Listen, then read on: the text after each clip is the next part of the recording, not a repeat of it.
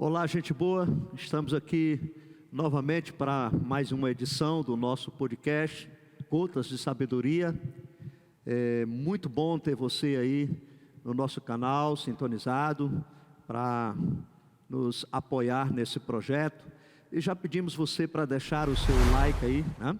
E você possa também se inscrever no nosso canal, se você ainda não se inscreveu. Acione o sininho para você ficar por dentro das nossas publicações. Nós temos também o momento de refrigério. Então, cada momento que o canal lança uma nova postagem, você vai poder ser notificado e acompanhar o nosso trabalho. Nós já agradecemos a você que está aí conosco nessa edição. E hoje nós temos a presença do pastor Daniel Dutra, né? Um grande amigo. Já estamos aí numa caminhada aqui em Rondonópolis. Eu estou há 9 anos aqui em Rondonópolis. Desde que cheguei, logo em seguida eu conheci, e nós temos desenvolvido uma grande amizade. Pastor Daniel, é uma grande alegria ter você aqui hoje, para deixar um pouco da sua gota de sabedoria aí no nosso canal, para aqueles que estão nos assistindo. Muito bom ter você conosco. Seja bem-vindo aqui no nosso canal. Muito bom.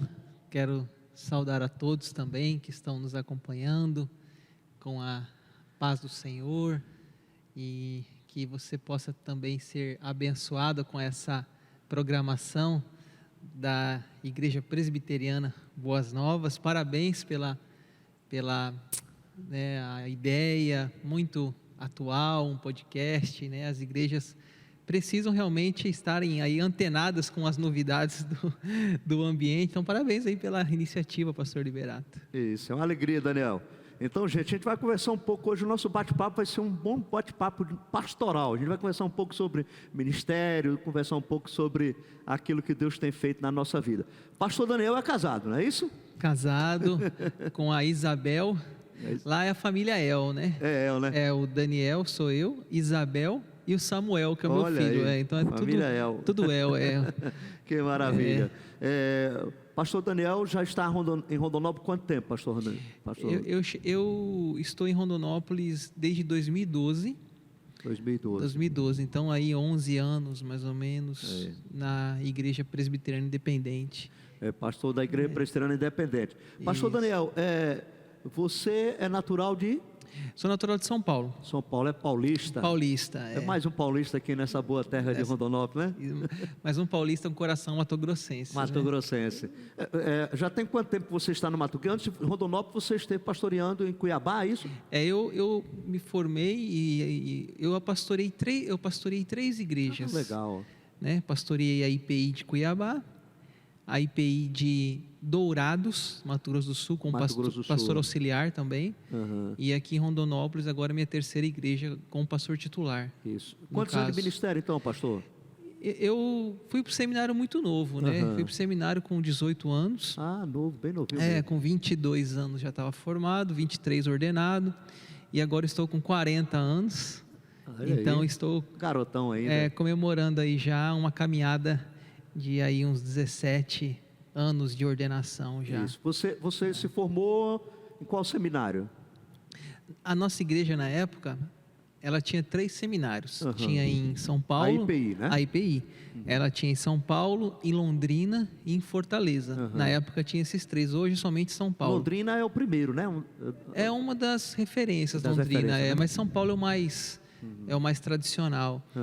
E na época, devido a essa questão teológica, de às vezes ter muitos pastores que se formam ali e meio que perdem um pouco da vocação no processo teológico, eles diziam que Fortaleza era o seminário assim, mais pastoral.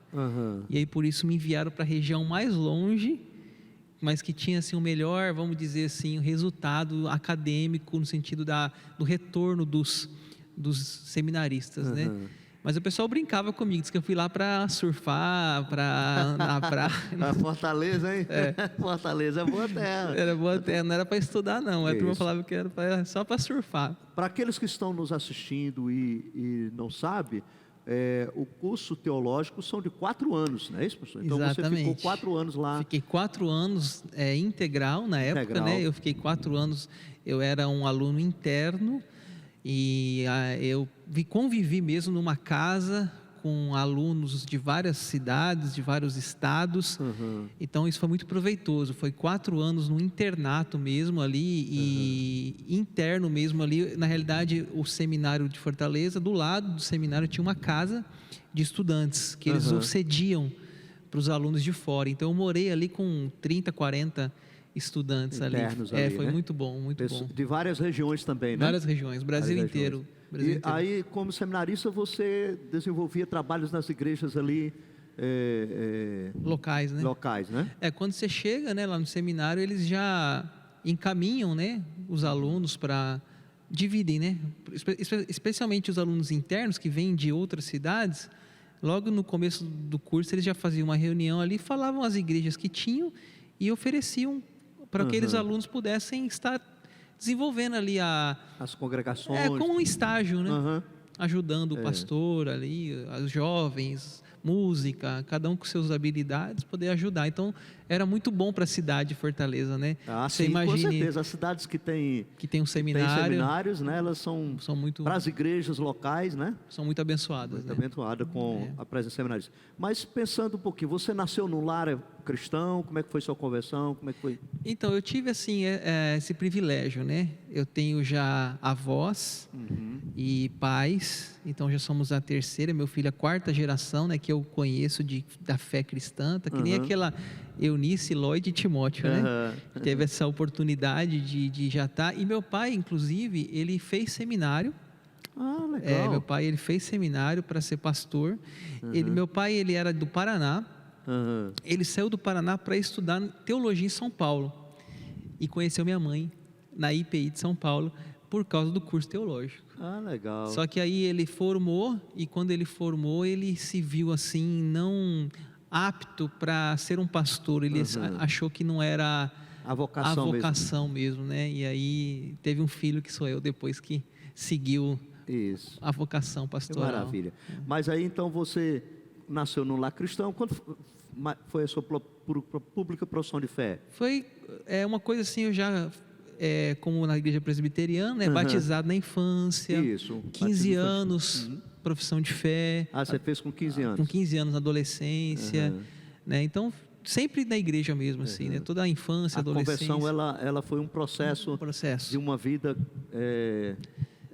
cristã, né? Uma educação cristã. Eu lembro de escola dominical, sabe? De ir para a igreja criança, de meu pai me acordar cedo e vamos para a escola dominical. Então, assim, tipo 10, 11, 12 anos na igreja. Então, como isso é importante, né, pastor? Exatamente.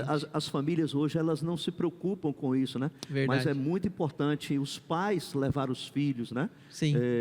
A escola dominical, a vida cristã, né? Com certeza. Porque dali surgem as vocações, não só para o ministério, mas também prepara, né, aquela criança, né, para a sua experiência com Deus e também para a sua vida, né, como um todo, porque o Evangelho, ele é importante na vida do ser humano, né? Então, e aí, nós como os pais precisamos ter esse cuidado, né? A influência, né? Você pai que está nos assistindo aí, leve mesmo o seu filho para a escola dominical, para a igreja, atividades da igreja, né? Porque essa é a maior herança que você pode deixar, né? Para o seu filho, é a vida espiritual. Né? A minha experiência é muito boa, pastor. Eu tenho 3, né? 3 filhos. Eu sei. E todos foram criados assim também. Eu sei. Né? E graças a Deus, 2 deles, né? Eu sei. Apresentaram a vocação ministerial também, já são pastores. Inclusive, essa semana, pastor, fiquei, né, aí para quem está nos acompanhando aí, quem já acompanha nosso canal, minha família vai crescer, viu, pastor? Olha. O pastor André, né, com a Carol. Que bênção. Né, estão agora esperando o primeiro filhinho deles, né? A Catarina vai nascer agora até o dia 15, 16 desse mês. a nossa primeira neta e a gente já está na expectativa do segundo neto. Muito bom, né? Bom, e isso é uma coisa que a gente admira muito, pastor Liberato, porque no ministério do Senhor, porque a gente vê assim que muitos filhos de pastores criam uma certa decepção com a igreja. Uhum. E quando a gente vê a sua família tendo filhos pastores, é porque você foi o melhor exemplo que eles tiveram, soube filtrar o lado negativo lutas, né? Porque, da igreja. Na realidade, pastor, o perigo no ministério pastoral, que a gente está conversando um pouco de pastor para pastor, é um bate-papo, né? E o perigo do pastorado é quando o pastor ele não entende que a sua família é a sua primeira igreja. Exatamente. E que a sua família é mais importante do que a igreja. Tá? E no meu ministério tem sido assim, sabe, pastor? Eu estou com 31 anos, fazendo agora 32 anos de ministério. Uma benção. Já estou aí jubilando, passando bastão para os meninos. Você é o nosso, como chama? Que a gente fala lá no nosso encontro de pastores. É o nosso decano aí. É o decano, você é o nosso decano. Já estou na linha dos decanos, né? Mas assim, o pastor precisa ter esse cuidado, né? Ele não pode abandonar a família. Verdade. Um dos grandes problemas que muitos filhos de pastores têm é essa, porque a igreja passa a ser uma concorrente forte. Né? E a igreja às vezes acaba ganhando o pai, né? E retira o pai da família e os filhos ficam muito revoltados. Outras coisas que eu sempre trabalho com a igreja, né? É no sentido de que a igreja precisa compreender que o filho de pastor é como um membro de qualquer um outro membro, né? Não é porque é filho de pastor que ele tem que ser cobrado mais do que as outras pessoas, né? Então a gente tem que saber trabalhar isso também na igreja. Graças a Deus, Deus tem nos abençoado. Eu acho que você conseguiu, parabéns por isso, porque eu vejo que muitos pastores, talvez até alguns que nos assistam, eles acabam levando um pouco o lado negativo da igreja para sua casa. E também, pastor, também. Né? Eu vejo assim, a igreja, ela é divina, mas ela é humana. Exato. Ela tem duas faces, né? Exatamente. Ela é de Deus, mas ela também é feita de homens.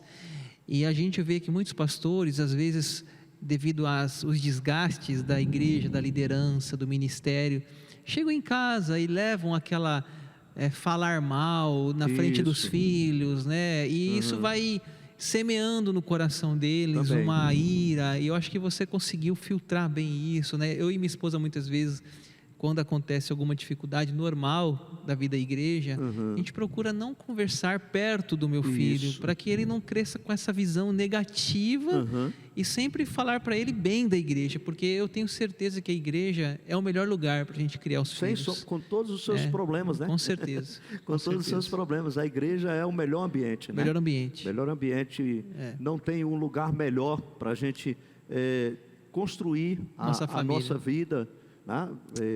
Seja familiar, né? Espiritual, a igreja é uma parceira muito grande.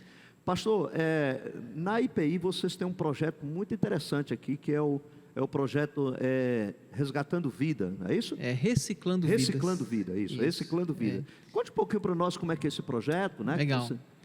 Legal. A IPI de Rondonópolis, ela é uma igreja que está aqui na cidade há mais de 40 anos, né? Ela é uma das pioneiras aqui, ela tem 42 anos. É quase da idade da cidade, né? Exatamente. E quando eu cheguei aqui há 11 anos, a igreja já tinha mais de 30 anos de existência. Mas, como toda igreja, passando aquele altos e baixos, e a gente começou um trabalho de revitalização da igreja. Quando eu cheguei aqui, a igreja tinha 40 membros. Era um momento muito difícil, muita troca de pastores, vinha um pastor um ano, ia embora, vinha outro um ano, ia embora, e não dava aquela segmento, aquela sequência do trabalho, né? Então, quando eu cheguei aqui, um dos projetos que eu implantei foi as células, que são os pequenos grupos, que muitas pessoas têm dificuldade com esse nome célula, mas para nós a experiência foi muito boa, dos pequenos grupos, as células. Eu trabalhei com esse projeto, mas chamado grupos familiares. Alguns falam grupos pequenos, grupos familiares, PGs, tem vários nomes, né? Mas é o mesmo sentido. O espírito é o mesmo. É o mesmo. E a gente começou a investir nesse trabalho e hoje nós temos 14 pequenos grupos. Ó, que beleza. 14 células. Nós reunimos em média a 180 a 200 pessoas por semana. Nos pequenos grupos que a gente faz o relatório.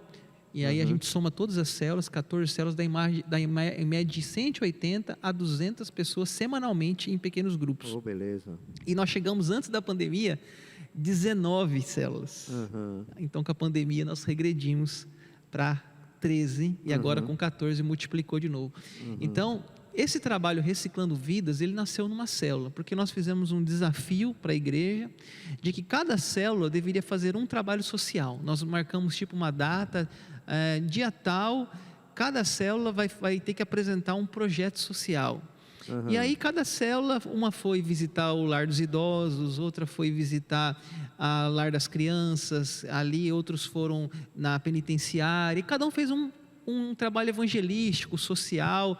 E teve uma célula que teve a ideia de fazer um trabalho de reciclagem. Eles começaram a pegar latinha, pegar material descartável, aqueles PET, e transformar em venderam e compraram cestas básicas. E esse trabalho a igreja abraçou, que foi um trabalho que teve na época, foi um trabalho que teve destaque.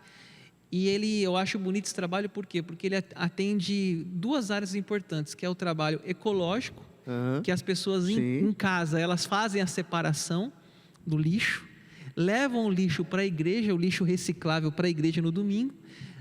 Depois do culto, a gente leva para o nosso depósito e é vendido aquele material por dinheiro que compra cestas básicas. Então, semanalmente nós distribuímos, em média, 10 cestas básicas por semana. Chegamos a distribuir em 2021, 700 cestas básicas no ano.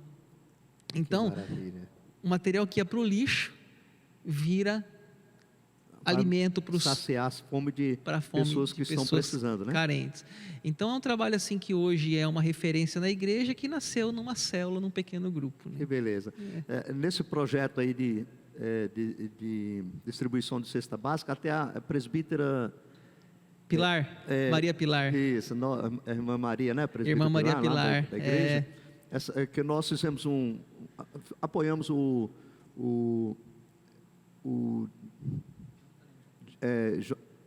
Jonathan Nemes, né?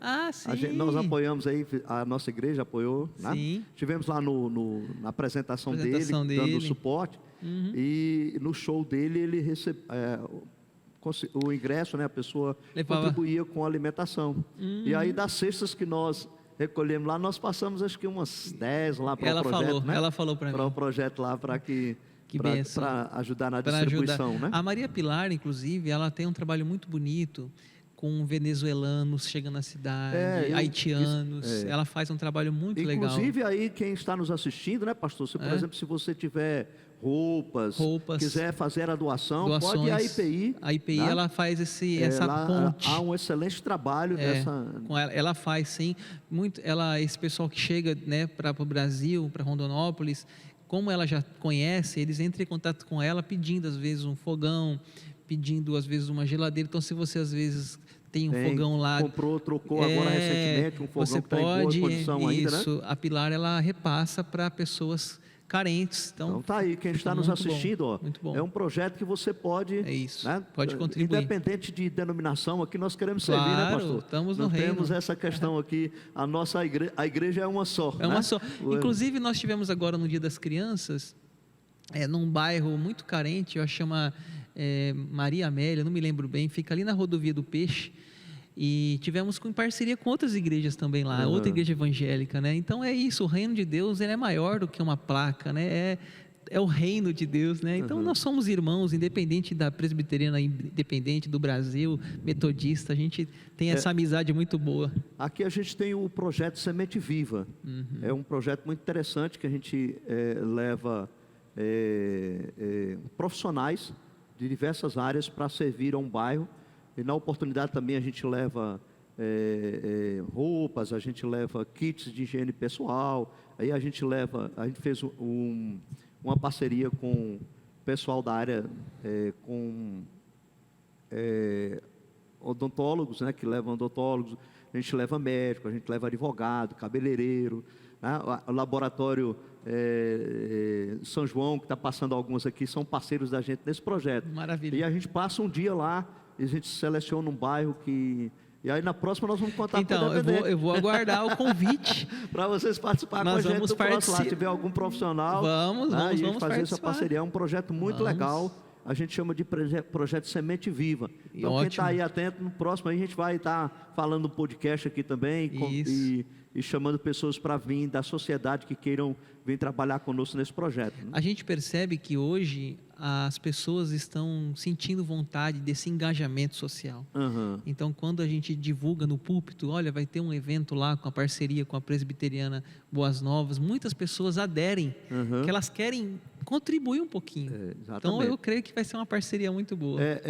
E é um papel da igreja, né, pastor? Com certeza. Nós temos como a igreja, ela precisa sair das quatro paredes e ela precisa se tornar concreto, né? Esse nosso amor que nós pregamos de servir as pessoas, né? De ajudar as pessoas, aqueles que necessitam, aqueles que precisam. Você falou sobre a questão da pandemia, pastor. Quais foram os reflexos da pandemia na igreja, pós-pandemia? Como é que está a igreja? Já está voltando a engatear novamente, a superar esse período? Como é que foi a questão da administração da pandemia e pós-pandemia aí, né?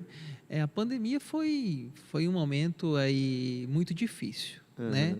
Para a igreja, eu vou falar como igreja local, nós tivemos assim uma situação nunca vivida, né? Como igreja local, acho que para todo mundo, tivemos que fechar a igreja, tivemos que fazer...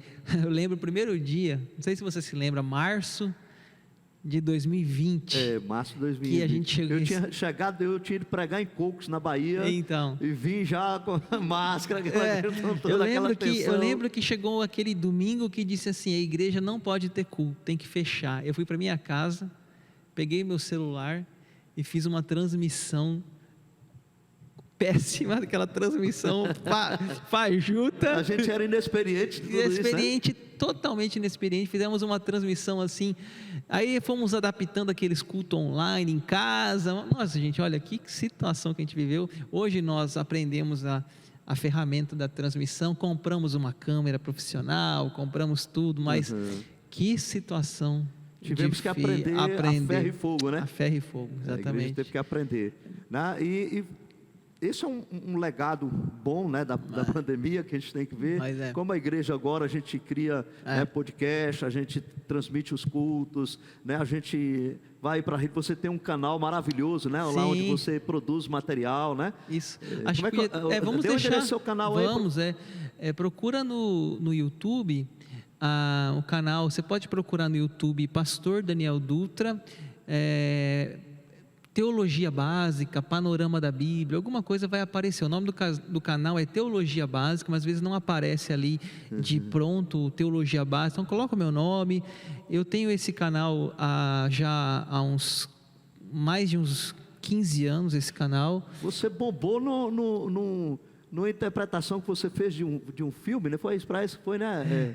Então, esse canal, hoje eu tenho quase 8.000 inscritos no canal. Naquele período eu me lembro que você... Sim. Né, aqueles comentários que você fez foi muito bom, muito pertinente. E esse canal, ele tem sido assim, uma grande alegria na minha vida, porque eu gravo vídeos, eu tenho o Panorama da Bíblia, por exemplo, que eu gravei 66 vídeos sobre a Bíblia, o comentário de Gênesis, o comentário de Êxodo, um vídeo para você entender aquele livro, porque você vai ler a Bíblia às vezes, você não consegue entender.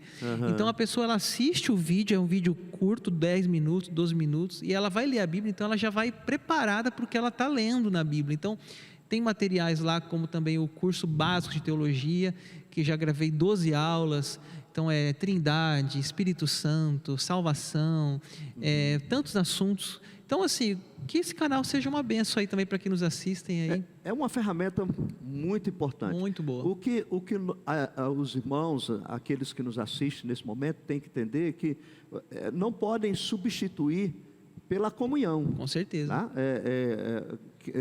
a gente tem os cultos transmitidos, algumas igrejas, nós ainda não transmitimos nosso culto, tá? Mas nós pretendemos, estamos pensando nisso, né? Sim.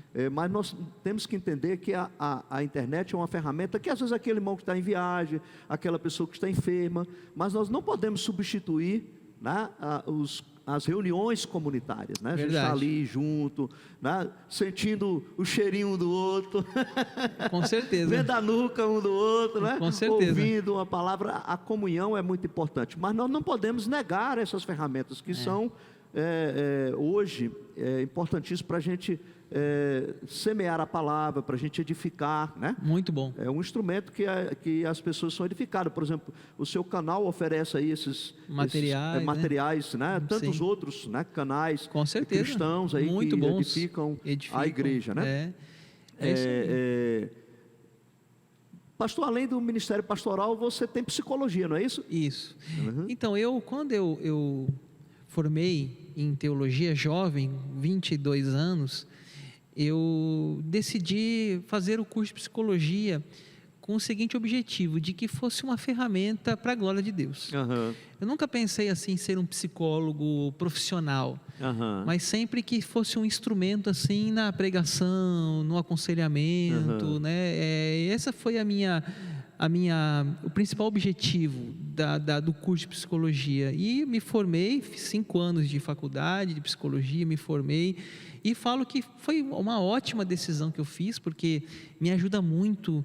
É uma grande ferramenta. É uma grande ferramenta na igreja, atendimento, que a igreja tem muitas demandas de pessoas carentes né, seja assuntos espirituais, como também assuntos emocionais.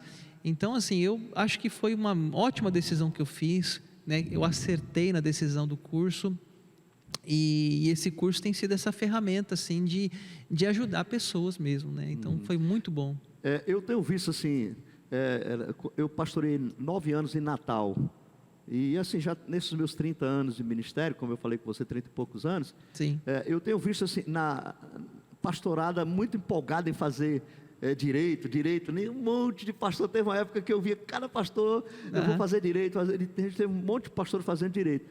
E ultimamente eu tenho visto muito esse movimento na direção da psicologia. Verdade. Tá? E eu creio que a psicologia é uma ferramenta muito boa, né? Um pastor, né? Para um pastor é uma ferramenta excelente, porque o pastorado, de certa forma, você já exerce mesmo que você não seja psicólogo, você se torna um psicólogo. Você senta lá, vai conversar com as pessoas, a sua experiência, e aí você trata do campo espiritual, mas não deixa de tratar dos campos emocionais das pessoas, né? Então é uma ferramenta preciosa, né, para o ministério pastoral, né? Você vê até que em alguns cursos teológicos, uma das disciplinas que nós temos é psicologia, né? Eu tive essa disciplina no curso.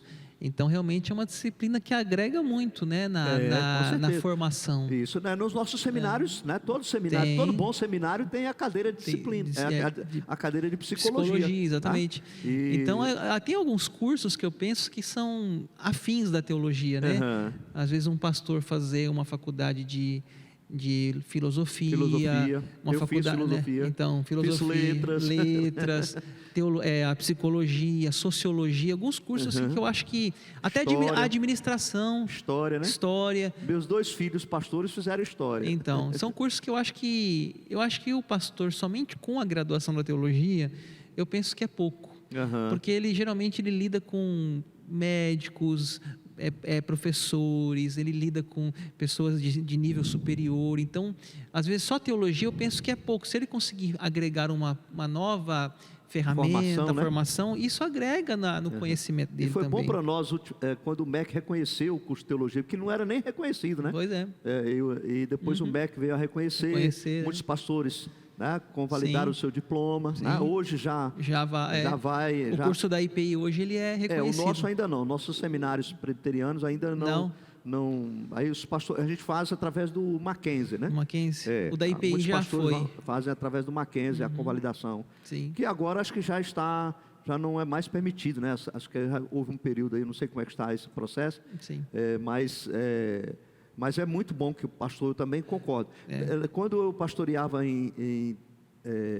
na Igreja Central de Natal, pastoreei lá há 9 anos, o conselho de lá, ele tinha uma uma decisão do conselho que não enviava nenhum seminarista antes que ele fizesse um curso, né, superior. Por isso meus filhos fizeram história, eles só foram para o seminário depois que terminaram o curso de história, né? Muito bom. Uma formação, o pastor Ítalo, que inclusive é pastor titular lá hoje em Natal. Pastor Ítalo vai estar nos ouvindo, vai estar nos assistindo aí, vou passar para ele. Pastor Ítalo foi minha ovelha lá e ele fez história, depois que ele geografia, melhor, ele fez geografia, depois que ele terminou o curso dele, ele foi para o seminário e hoje é pastor titular lá da igreja, né? Da igreja presbiteriana central, né? E está lá servindo o Senhor. Então é muito bom. É muito bom. Que o pastor agregue. E o pastor não pode parar. Né? Não pode. Não pode parar. Ele está sempre reciclando, estudando, lendo. Não só no campo da teologia, como outros campos também de conhecimento, campos, né? Até porque nós todo domingo estamos lecionando, né? Seja na escola dominical, no culto, numa pregação. Então exige muito conhecimento, um vasto, amplo conhecimento. E se você não se atualizar, você vai perdendo até a audiência. Né? Porque as pessoas hoje elas são seletivas com esses pastores na internet, o Hernandes, você vai ouvir o seu pastor no domingo, ele tem que se esforçar para sempre trazer um bom material, bom material no sermão, né? Então, e se ele não se reciclar, ele fica para trás. Fica para trás, exatamente. E é importante a gente se preparar. Pastor, essa questão, a gente conversando um pouco, o nosso papo hoje está bem pastoral, e é muito bom, né? Até porque a gente pode depois passar para outros colegas, né? Isso. E a questão do ministério pastoral, a gente tem visto ultimamente muitos pastores passando por questões depressivas, né? Eu creio que inclusive esse período da pandemia gerou muito isso. Como é que você... a sua experiência que você tem visto, né? O que você falaria para um colega nessa direção aí, né? Com relação a esse problema da depressão, que é um problema mundial, né? Com todas as pessoas, e que pastores também estão sujeitos, ou não? Com certeza. Eu até aproveito, né, para contar o meu testemunho, porque eu vejo que muitos colegas sofrem calados. Muitas igrejas que você tem que ser o super-homem, superman, que você as cobranças são muitas, né? Você não pode ter problemas, você não pode ter um desânimo, uma depressão, uma ansiedade. E eu na pandemia eu desenvolvi ansiedade. Eu nunca tinha tido nenhum problema emocional. Como eu disse, vim de uma família cristã, um lar estável, e na pandemia eu desenvolvi, porque aquela coisa fecha igreja, abre igreja, online, e aquilo ali foi gerando ansiedade, foi gerando uma angústia, ao ponto de eu ter que pedir ajuda a um psiquiatra. Cheguei a consultar com o psiquiatra, e o psiquiatra me receitou um ansiolítico, né? E me fez muito bem naquele momento, aquele medicamento. Então, o que eu quero dizer com isso? Às vezes a gente sofre calado, às vezes a gente acha que pastor não tem problema, que pastor não tem depressão, que pastor não tem ansiedade. Está aqui na frente de vocês uma pessoa humana que sofre por ansiedade, né? Então, eu acho que isso, a gente tem que abrir essa conversa com os colegas, pastores, para desmitificar um pouco essa ideia de que o pastor, ele 100% está ótimo, que ele não sofre, que ele não se entristece, que ele não se magoa, que ele não, né? Ele é um ser humano, né? O pastor Liberato aí 30 anos de ministério, tanto de situações já vivenciadas. Então essas coisas vão acarretando no pastor um lixo muitas vezes emocional, uma carga, né? Um lixo emocional das frustrações, das decepções, das mágoas, das divisões da igreja, e tantas coisas que a igreja tem, esse lado humano dela, né? E muitas vezes os pastores acham que não precisam de ajuda, que acham que eles vão resolver sozinhos, não conversam, e na realidade não, nós somos seres humanos, né? Fala como Elias, né? Como Elias era homem como nós, e orou. Então a gente é humano, a gente é sensível. Eu espero que você que nos assiste esteja bem de saúde emocional, mas se você passar por uma depressão, por uma ansiedade, síndrome do pânico, começar a ter medo, claustrofobia, pânico de pregar, essas coisas podem nos acometer. Eu passei por isso na pandemia. Eu ia pregar, eu me sentia mal. Eu até compartilhei com você na época. Exatamente. Né? Eu não estava. O pastor Liberato me convidou para pregar aqui. Foi. E eu pedi para não naquele momento, porque eu estava criando um pânico do púlpito. Então você veja, eu nunca tive um problema. E na pandemia veio uma enxurrada de sentimentos. Agora nesse momento político que nós vivemos no Brasil. Então tudo isso, esse lixo emocional que a sociedade vive, o estresse coletivo, pode afetar um pastor, um presbítero, um diácono, né, um líder de jovens. Ninguém está livre. Eu espero que buscar ajuda, né, pastor? Buscar ajuda. Buscar ajuda. Como você fez, foi atrás, buscar ajuda, se necessário, ser medicado. Né? Eu fiz terapia, né? Mesmo psicólogo, fiz terapia. Usei medicação, a medicação para ansiedade, e graças a Deus, porque Deus deixou essas ferramentas ao nosso dispor, e posso dizer que hoje eu estou bem. Então se você me convidava para pregar hoje, eu também para pregar, né? Mas naquele momento eu não estava. Exato. Que foi bem na pandemia ali. Então, que sirva de lição para os colegas. Eu falo assim porque eu quero que os colegas tenham essa liberdade de pedir ajuda, né? E é interessante, eu quero aproveitar aqui, pastor Daniel, o nosso podcast, e falar da sua atuação. Né? Pastor Daniel tem sido assim, muito importante para um grupo de pastores. Pastor Daniel, esse desejo de a gente caminhar junto, compartilhar, e a gente tem um grupo, inclusive amanhã. Amanhã é nosso encontro. Amanhã a gente tem encontro mensal. Uma vez por mês a gente tem um café, né? Amanhã, e a gente bate um papo, conversa, a gente abre o coração, e é muito bom isso, muito né? Bom. E a gente poder compartilhar, né? Os pastores ter essa relação de um ajudar o outro. Ajudar o outro. Nós entramos no mundo de competição, às vezes até dentro das próprias igrejas, né, pastor? Com certeza. O mundo aí está em competição, as empresas se competindo, e a gente nós não devemos entrar nessa. Não. Nós somos companheiros, né? Somos cooperadores, né? Somos cooperadores, somos companheiros, um ajudando o outro. Né? Se o irmão cresce, eu cresço, né? Nós crescemos juntos. Esse é o espírito. A gente tem esse carinho, né, no grupo dos pastores, nosso grupo que a gente reúne. Se tiver algum pastor aqui em Rondonópolis assistindo, sinta-se convidado, né?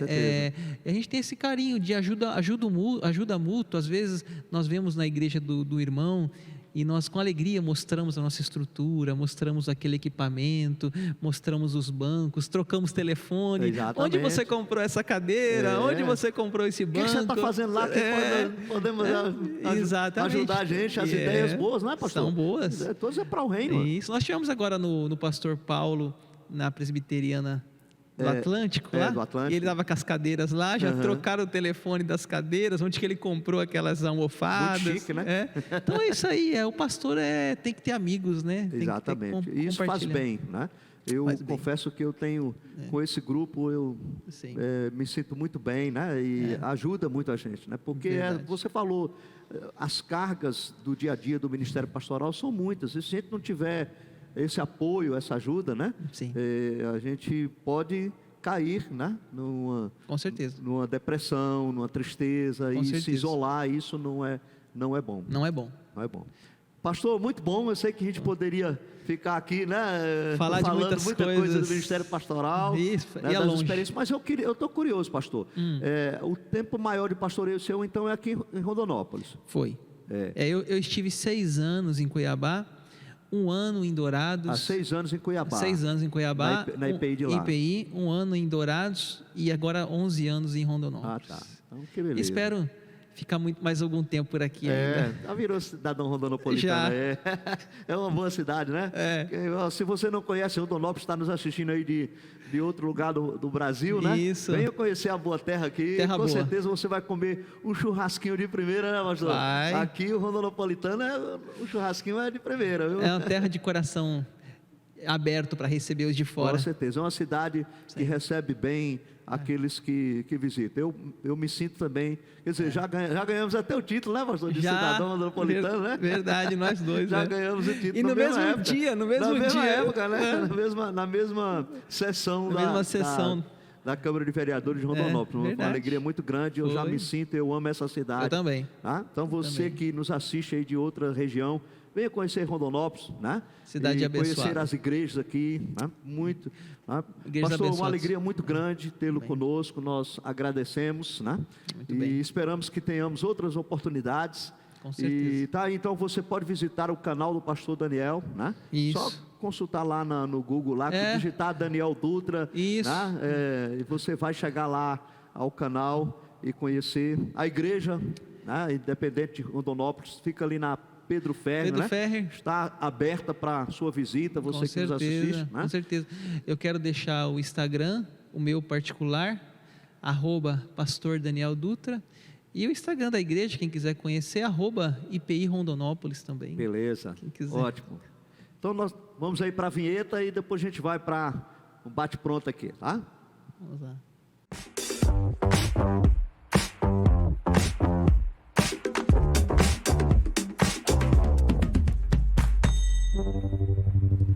Ok, vamos lá? Daniel, um hobby. Hobby, esportes. Esportes. Esporte? Eu falo que se eu não fosse pastor, eu ia ser um personal trainer. Oh, beleza. Mas então que time? São Paulo. São Paulino, tá vendo? São Paulino. E comida? Comida fit. Tem que ser fit. Eu sou meio criterioso. Gosta da academia, né? Quando for me dar um bolo, me dá um bolo de whey. Oh, e amigos? Amigos, muitos amigos que Deus tem nos dado nessa caminhada aí. Você é um desses também. Obrigado. A recíproca é verdadeira. Família?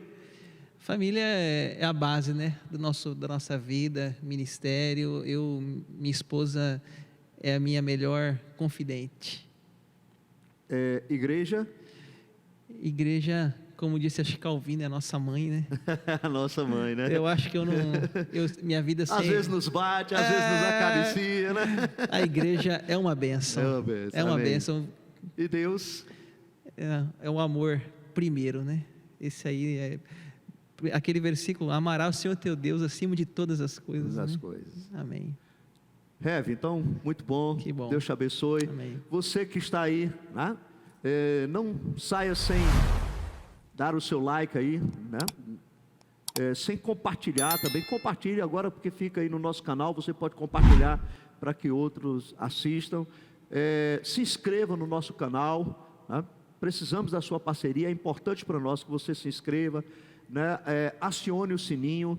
Nós estamos aqui sempre trazendo uma gota de sabedoria. Hoje tivemos essa troca de experiência ministerial. Com certeza, né, Deus tem falado ao seu coração através das experiências que nós tivemos aqui, do testemunho do pastor Daniel, e contamos com você na nossa próxima edição. Um abraço e Deus te abençoe.